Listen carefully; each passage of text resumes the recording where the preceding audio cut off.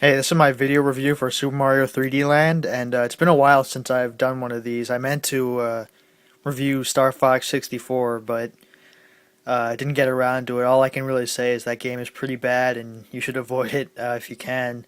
It's not anywhere near as good as the N64 version for many reasons I won't get into right now. But yeah, anyway, getting into this game, it's made by EAD Tokyo, one of Nintendo's divisions. They made the Galaxy games and Donkey Kong Jungle Beat. So pretty much top quality stuff there. So and this pretty much lives up to that in every way. I guess most people won't take this game seriously since it has land in the title, and if you've been following Nintendo games for a while, anything with land in it, it's kind of like a side series that like Donkey Kong Land and Super Mario Land, like those are pretty good games, but I don't think anyone ever talks about them in the same way they do about Super Mario World or Donkey Kong Country. So, but this game is, I mean, to me this is a mainline game. It's a really good game, and you know, kind of the first thing I noticed when I was playing this game is that it's pretty much what when Mario went to 3D. This is probably what most people were expecting because it has a lot of elements from the 2D games that Mario 64 didn't have, or Galaxy or Sunshine. Like believe it or not, this is the first 3D game where with Tiny Mario, uh, like when you get hit and you get smaller and you can get mushrooms and stuff. That mechanic wasn't in the 3D games. I actually consider the 3D games to be different from the 2D games because they play so differently. Uh, which is why I find it funny when Sonic fans complain that the newer Sonic games aren't like the older ones because you know the 3D Mario games are nothing like the 2D ones, and people still love them anyway. So yeah, Sonic fans are dumb. But anyway, uh, in terms of what mechanics it has from the 2D games, it has the suits, like the fire suit, which is a first for a 3D Mario game, other than Galaxy, which I don't count since you only have it for like 10 seconds. You have to waggle to shoot fireballs. So this is the first true game with the fire suit, and also has the, let's see, it has like a boomerang suit where you change your costume into one of those Hammer Bros.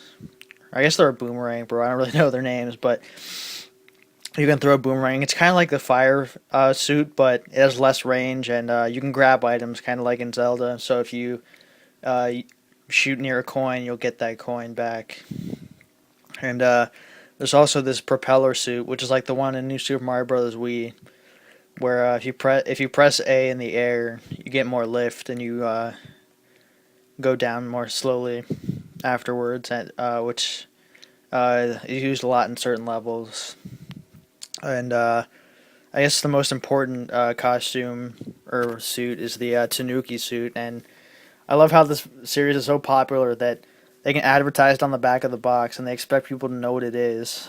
but yeah, basically it's kind of like the suit in Super Mario Brothers 3. You have a tail, and basically you can float in the air for a while if you hold down the jump button while you're in the air, and you can swing your tail at enemies. It's kind of like a punch button, really.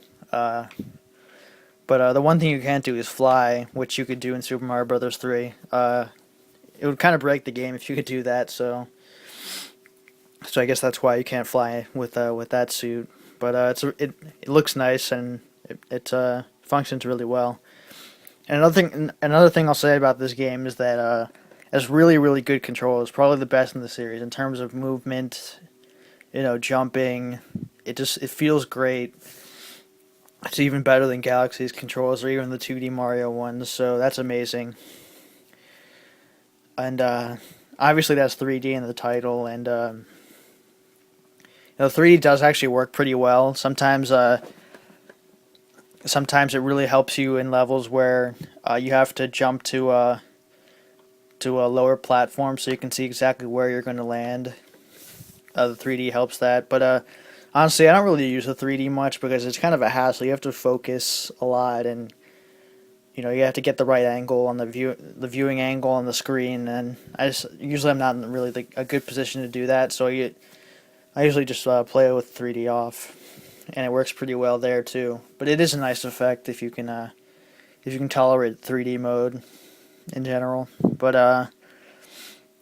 yeah, and the level design is pretty much what you'd expect from EAD Tokyo. You know, each level is pretty different. You know, it kind of ranges from the standard levels you'd see in you know, the 2D Mario's, and then there are other auto scrolling screens where the screen keeps moving, you have to keep up, and there are other levels where you have to use the propeller suit to go from platform to platform, and you know, good stuff like that. There are a lot of different themes. Oh yeah, there's also like levels that kind of like Zelda dungeons where you have to use your fire suit to light torches to get to different areas. So that's a pretty cool, you know, homage to the Zelda 25th anniversary, I guess.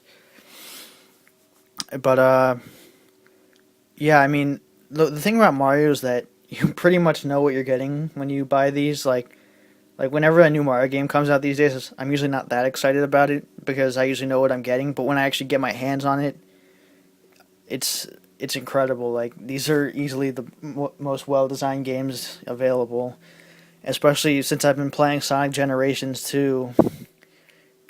It's just clear that the Sonic team doesn't get it in the same way these guys get it. It's kind of a tragedy, really. I'd review Sonic Generations, but I have it on Steam, so I wouldn't really have any. I don't have a box or anything to show for it, so I guess you can take my word for it that it's kind of mediocre. But I still like it since my expectations for Sonic games have been pretty low lately.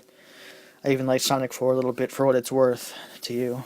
But but yeah, this is a great game, and I guess one issue I had with the game is the big coin system, which they introduced in New Super Mario Brothers DS. They've kept alive, where each level has three big coins that you can collect, and usually you unlock something at the end for if you collect all of them. But in this game in particular, my issue is that halfway through the game, to get to the last level of I want to say World 4 or 5, it locks you out and says you need 50 big coins to get to the castle, and I only had like 33 at the time, so I had to actually go back and find some coins, which you know is pretty annoying. I know a lot of people try to go to each level and get all three coins before moving on to the next level, but I can't really do that anymore since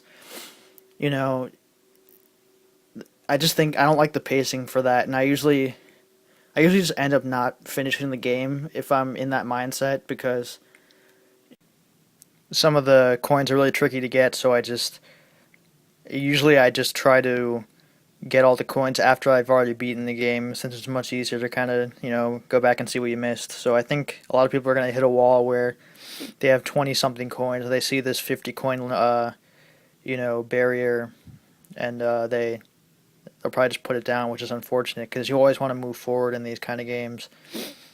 And the main issue with that is that they never really indicate to you that you need to keep collecting these big coins like they do in the 3D Mario games. Like, for example, in Mario 64, you constantly see numbers on doors and to kind of indicate how many stars you need to advance, but there's nothing like that in this until the midway point, so you're not really you know, I kind of assumed it was like the other games where it was completely optional to collect these big coins.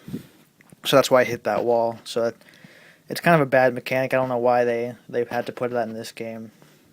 But yeah, other than that, this is a really great game. It's up there with the best of the other Mario games, and when you compare this to Sonic Generations, it's just clear that Sonic Team doesn't get it. They just don't get good level design, and I don't know. I feel like EAD Tokyo completely understands what makes Mario Mario.